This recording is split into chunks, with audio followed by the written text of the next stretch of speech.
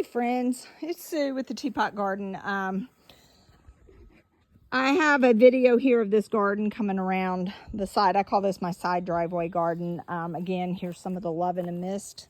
So much fun. These are white. I think they were blue last year, but they dry and you can collect the seeds and they reseed easily.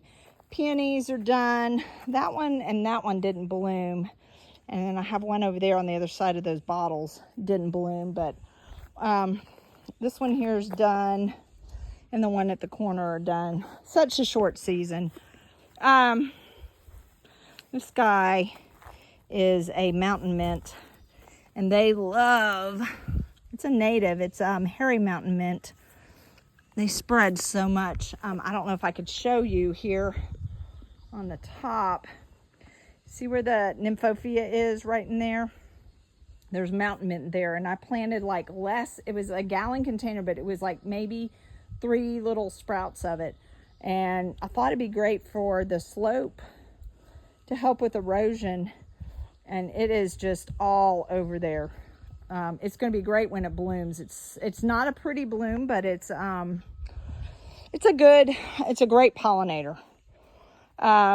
These big daylilies, they were here along with the Cleria. I did plant the, is this the rainbow abelia? Because I like shrubs with flowers, so they get little white flowers. All the coral bells, the futuras were here.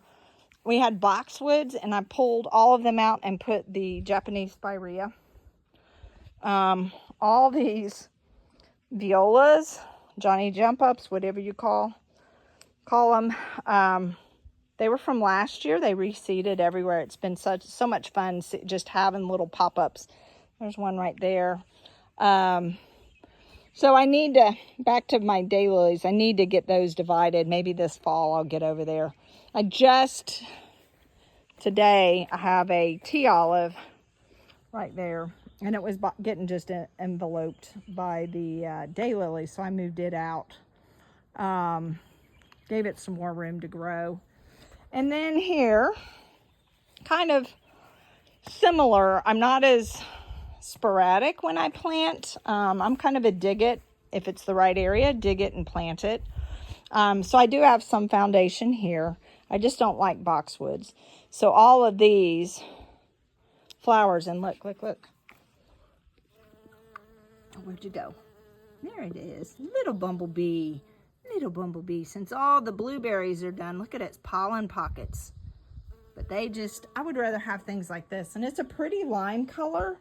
It's the Japanese, I know it's not a native, but the Japanese spirea. There's a big old bumble just landed and left.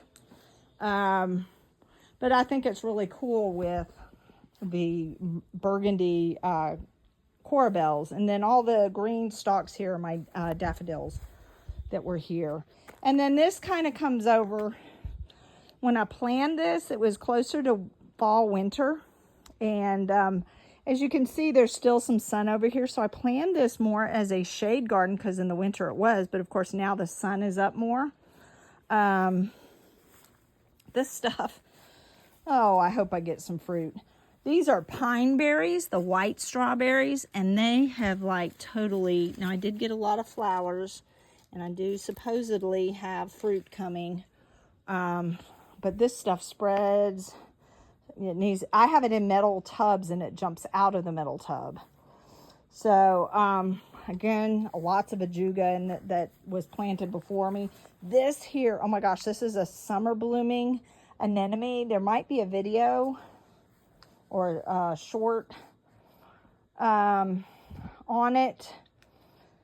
From last year, and it's huge. It gets probably 4 or 5 feet tall with bloom stalks covered in beautiful flowers, and it's starting to spread. I want to go in and this fall and dig them up.